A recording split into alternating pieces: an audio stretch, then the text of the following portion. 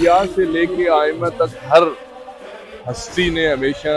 امام کے ظہور کی دعا کی ہے۔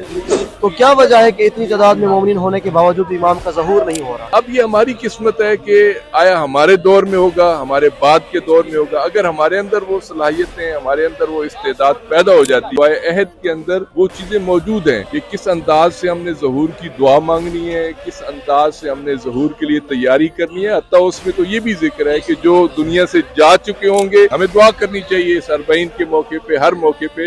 کہ ہم اپنا فرض ادا کر سکیں، ہم اپنی ذمہ داری ادا کر سکیں کہ ہم نے کیا کرنا ہے ظہور امام کے عنوان سے۔ جی السلام علیکم۔ جی وعلیکم السلام ورحمۃ اللہ۔ میرا نام راشد نقوی ہے، پاکستان سے۔ جی آغا صاحب، ہمارا یہ چینل جو خصوصاً امام زمانہ پہ کام کر رہا ہے، تو ہم ابھی آپ سے سوال کرنا چاہ رہے ہیں کہ آپ کا کیا خیال ہے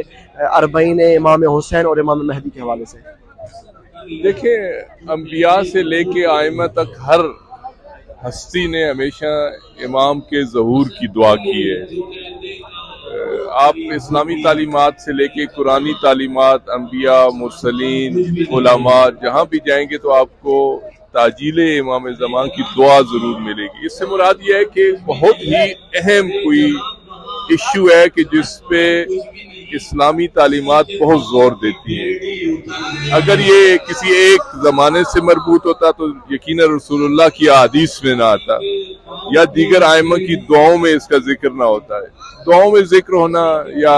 ہر معصوم کی طرف سے اس خواہش کا اظہار ہونا کہ کاش ہمیں وہ دور نصیب ہو، اس سے بخوبی اندازہ ہوتا ہے کہ یہ اسلام کا عروج ہوگا، کلائمیکس ہے اسلام کا، اور اس کی ہر ایک کو خواہش ہے کہ اس دور کو اپنی آنکھوں سے دیکھے، اپنے وجود سے اس میں شامل ہو۔ ایک چھوٹا سا ہمارا ایک اور بھی سوال ہے کہ اگر ابھی آپ نے خوب فرمایا کہ کافی تعداد میں مومنین اربعین میں مولا کے سفر میں حصہ لے رہے ہیں، تو کیا وجہ ہے کہ اتنی تعداد میں مومنین ہونے کے باوجود امام کا ظہور نہیں ہو رہا؟ دیکھیں، امام کے ظہور کے اپنے مراحل ہیں، اور یہ مراحل جب تک وہ اپنے منطقی انجام تک نہیں پہنچیں گے، صرف تعداد شرط نہیں ہے کہ اگر تعداد کے عنوان سے ہوتا تو شاید اس سے پہلے بھی ہو جاتا، بلکہ اس کے لیے مومنین کے اندر یا ان مجاہدین کے اندر یا جنہوں نے ظہور کے لیے کام کرنا ہے، اس کے اندر وہ صفات کا پیدا ہونا ضروری ہے کہ جو امام کے ظہور میں مدد کرنے والے لوگ ہوں گے، یا جس کو ہم اپنی اصطلاح میں کہتے ہیں جو امام زمانہ کے سپاہی بنیں گے، ان کے اندر وہ صلاحیت ہونی چاہیے۔ وہ صلاحیت جب بھی پیدا ہوگی یقیناً امام نے تشریف لانا ہے، ظہور ہونا ہے، ظہور قطعی ہے۔ روایات میں ملتا ہے کہ اگر 1 گھنٹہ اور بعض جگہ پہ 1 دن کی بات ہے کہ اگر 1 دن بھی رہتا ہو قیامت آنے میں تو ظہور نے وقوع پذیر ہونا ہے۔ اب یہ ہماری قسمت ہے کہ آیا ہمارے دور میں ہوگا، ہمارے بعد کے دور میں ہوگا۔ اگر ہمارے اندر وہ صلاحیتیں، ہمارے اندر وہ استعداد پیدا ہو جاتی ہے کہ جو ظہور امام کے لیے، جو سپاہیوں کے لیے ضروری ہے، اگر وہ پیدا ہو جاتی ہے تو ہم بھی اپنی آنکھوں سے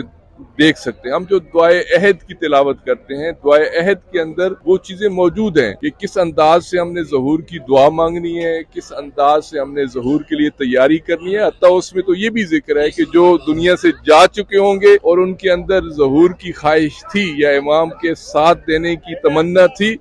تو وہ اسی انداز سے نکلیں گے ایک مجاہد کے طور پہ کہ ان کے ہاتھ میں نیزہ ہوگا، ان کے مقابلے کے لیے وہ مکمل تیار ہوں گے۔ تو اس لحاظ سے میں سمجھتا ہوں کہ افرادی قوت سے زیادہ وہ صلاحیتیں شرط ہیں اس ظہور کے لیے، اور وہ جب صلاحیتیں اس اجتماعی شعور کے ساتھ ساتھ بلند ہوتی رہیں گی، وہ صلاحیتیں پیدا ہوتی رہیں گی، تو یقیناً ظہور ہوگا انشاءاللہ۔ ہمیں دعا کرنی چاہیے اس اربعین کے موقع پہ، ہر موقع پہ، کہ ہم اپنا فرض ادا کر سکیں، ہم اپنی ذمہ داری ادا کر سکیں کہ ہم نے کیا کرنا ہے ظہور امام کے عنوان سے، وہ چاہے اربعین ہو، چاہے عزاداری ہو، چاہے نماز کا اجتماع ہو، چاہے وہ عید کا اجتماع ہو، چاہے حج کا اجتماع ہو، یا ہمارے زندگی کے جو ذاتی مسائل ہیں، سب میں ہم نے اپنے آپ کو ثابت کرنا ہے کہ ہم ظہور کے لیے